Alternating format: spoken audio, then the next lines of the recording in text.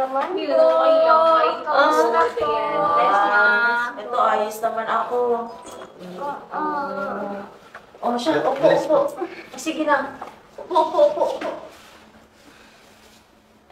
Oh, ano na? Ano nang balita sa mga araw nyo? Okay naman mo, nakakapagod. Kaso may balita ako. Kaya sabi ng boss ko, sabi niya, good job daw ako sa work. And take note, baka ma-promote ako. Aba, very good. Galing naman ang anak ko.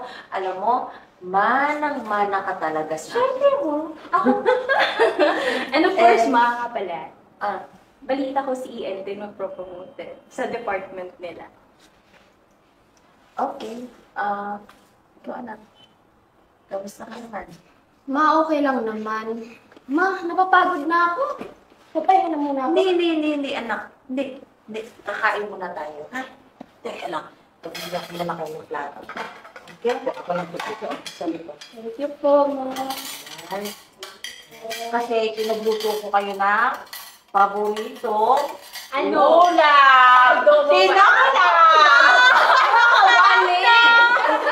Mali pala ako doon. Ano ba? Tinola yun. Anong tinola? Adobong tinola. Ano ba naman yan, ha? Kasi siya, adobo. Paborito. Ikaw, tinola. Ay, Tinola. Alam ko naman. Ian, mamaya ka na kumain, ha? Pwede bang ayusin mo muna yung kwarto kasi nagkalat doon yung mga damit na nilaban ko magpapahinga si Mau, ha? Sige po, ma. Sige na. Tayo ka na dyan. At kakain muna kami. Pagkatapos namin sa kama kumain, ha? Okay po. Kukunin ko lang yung ha? Kukunin ko lang yung pagkain natin. Sige po, Ma. Sige, Ma. Hoy, Ian. Next time, huwag mo ko tatawagin ng mama, nanay, o mama. Kasi, hindi na kita anak Huwag mo kakalimutan yun, ha? Okay po. Okay. Sige na, pasok ka na doon. Pakilinis ng maayos, ha?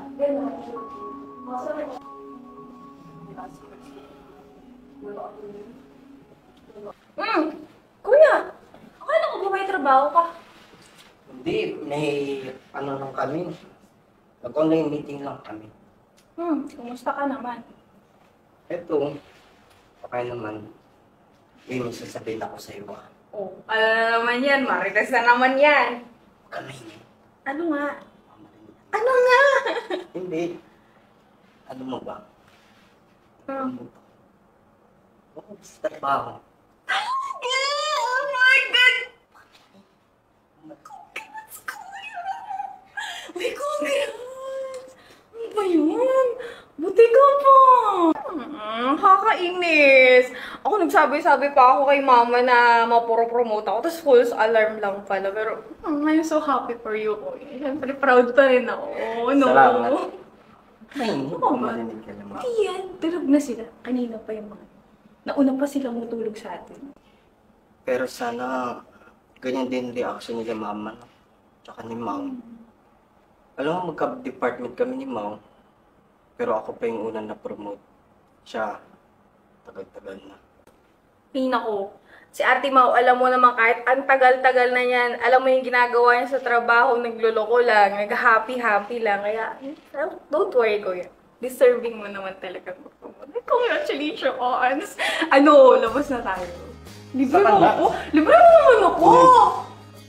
Uy, basta sekreto lang natin to Kuya naman, ako pa. Ako baka pero, libre mo muna ako. Labas tayo, yung Saan na favorite yan? natin. Alam mo, wala pa akong sahod. Gusto ko sa Hardee's. Kaka-promote Sige pa na. lang. Ito, mukhang libre to.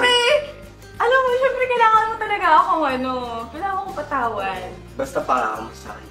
Sekreto lang natin. Oo to. naman, kuya. Kasi alam mo, makapagpapit ka lang yun. Hindi yan. Ako bahala sa. Don't worry. Sagot kita.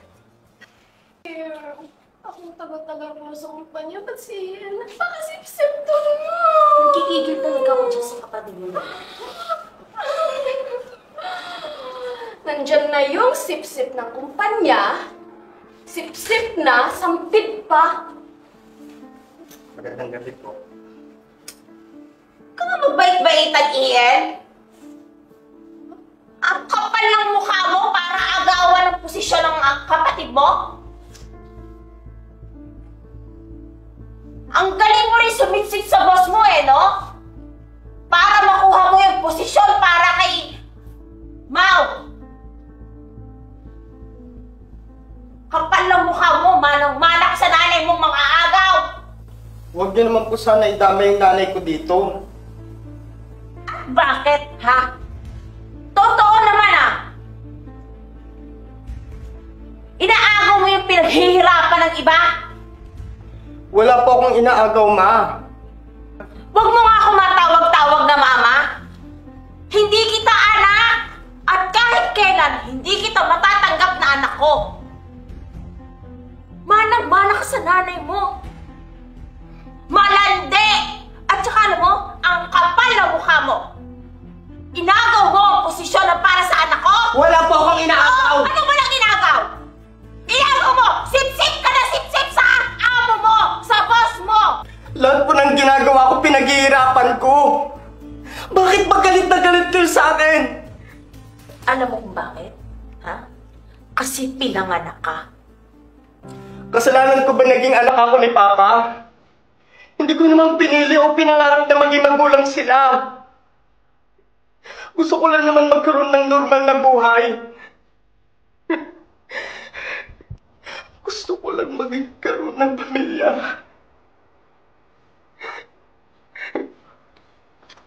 Ma!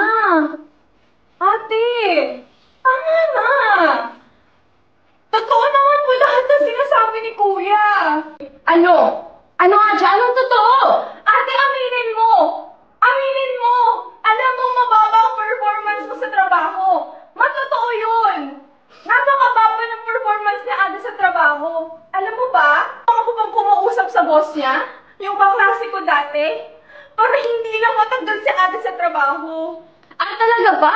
Ba't lagi mo na lang kinakampihan yan? Sino ba kapatid mo? Sino ba ang tunay mo kapatid? Ate! Pareho ko kayong kapatid ni Kuya. Hindi ko kayong pareho. Huwag mo naman sana ako pagpiliin. Mau! Totoo ba yan? Ayoko naman talaga ng trabaho na yun, ma. Ikaw lang may gusto nun eh. Mau! Bumalik ka dito! Wala ka na! Bumalik ka dito! Wala ka!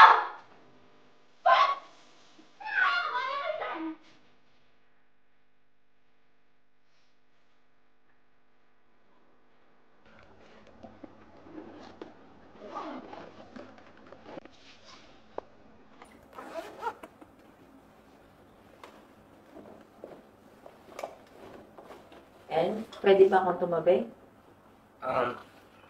Okay lang po.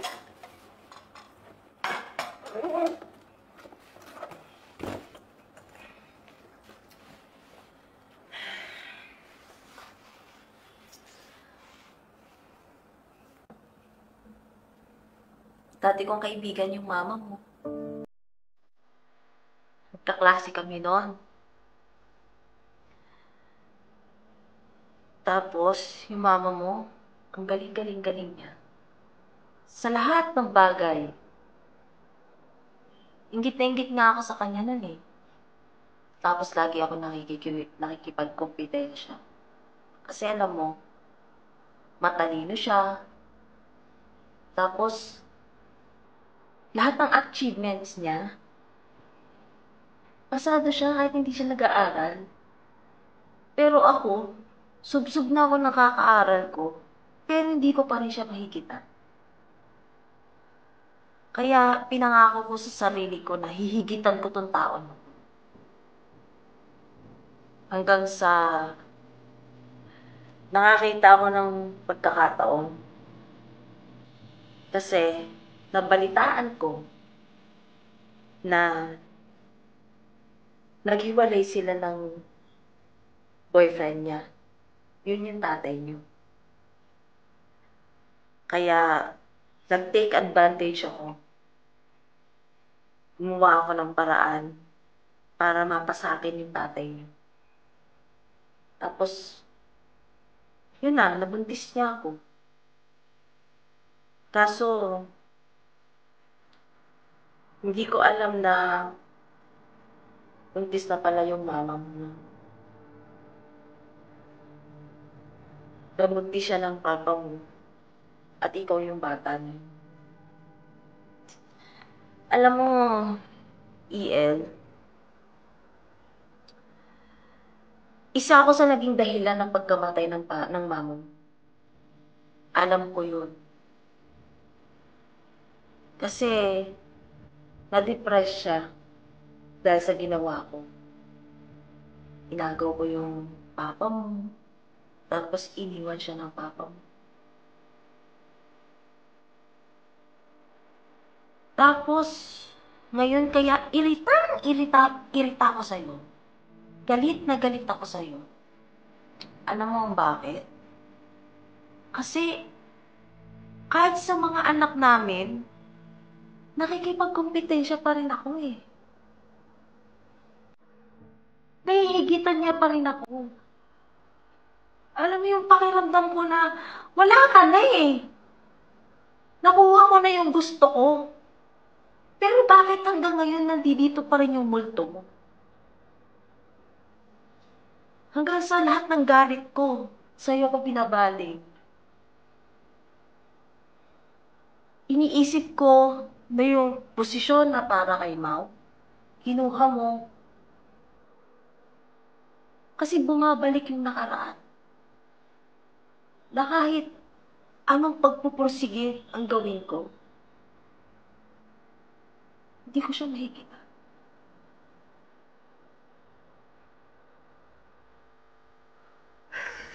Ano ba naman yan?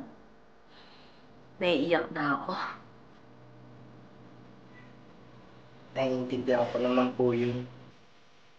Tsaka, hindi naman po ako nakikipagkompetensya sa inyo eh. Ginagawa ko na naman po yun kasi kailangan ko pong gawin. Siguro, si Mama, ganun din siya. Nakakalungkot lang kasi wala man yung nakakakita ng achievement ko. Ako gusto ko lang naman maging masaya at mahalin tita. Simula ngayon, Mama na yung itatawag mo sa akin. Pinapangako ko na tatanggapin kita at ituturing kita na parang tunay mo ka lang. Diba?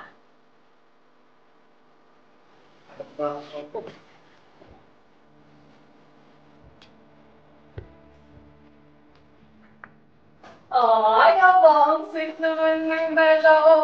Ang babalik na sila.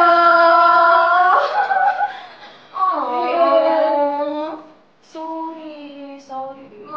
Hindi ako lang. Ano mo yun? Masaya ka na? Nilibre na kita. Oo, lilibre mo na ako. Siyempre, kasama na si Angela. Hindi, kayo lang. Pati si Mama. Kailangan. Sa unang sweldo mo, kakain tayo sa labas. Kasama si Mama. Yes! Mama! Ma. Di ba? Thank you, ah. Unahin, anak.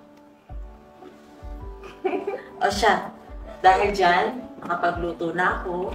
Tara na't kumain. Ng paborito! Paborito! Adobong tinola! Ano? Apitada! Alam mo paborito mo? Ayan, tara. Never ready na tayo kumain.